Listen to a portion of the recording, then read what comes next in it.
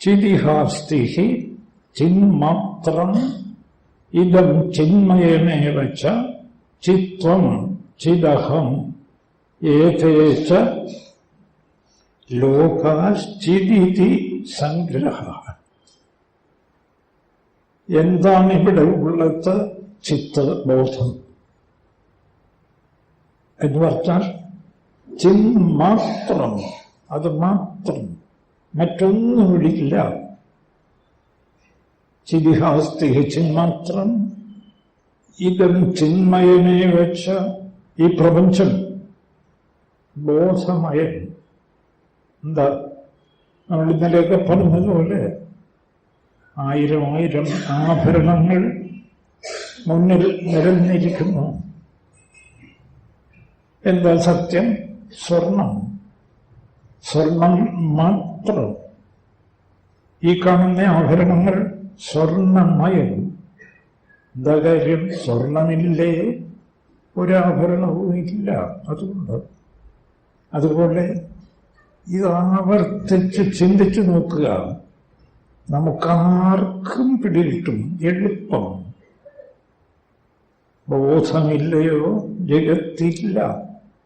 അതുകൊണ്ട് ജഗത്തായി കാണുന്നതൊക്കെ ബോധം. അമീബ മുതൽ സൂര്യചന്ദ്രന്മാർ വരെ എല്ലാം ബോധം. പിന്നെ എന്താ ഈ പലത്?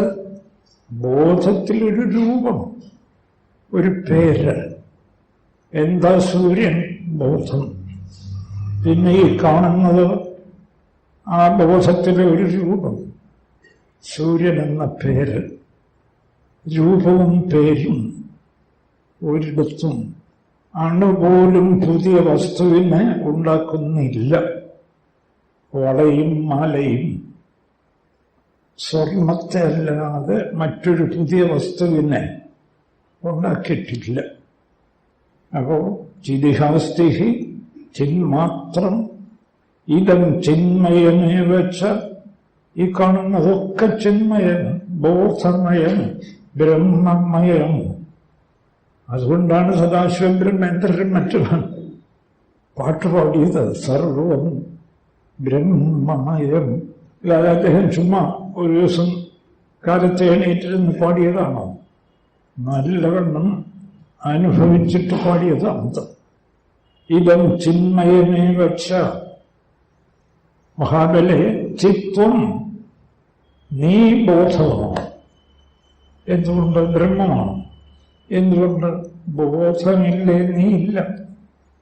ചിദഹം, ഞാനും അത് തന്നെ.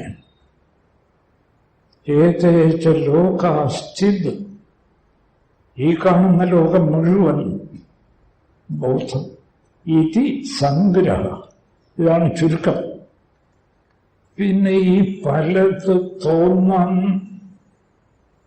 എന്താ കാരണം? ഗുരു ചേത്യകലിത ബന്ധ, ബോധത്തിൽ സങ്കല്പം കടന്നു വന്നു. അതായത് മനസ്സ്, ബോധത്തിൽ മനസ്സ് കടന്നു വന്നു. ചേത്യകലിത ബന്ധ, ബോധത്തിൽ സങ്കല്പം കടന്നു വന്നതോടെ ബന്ധം.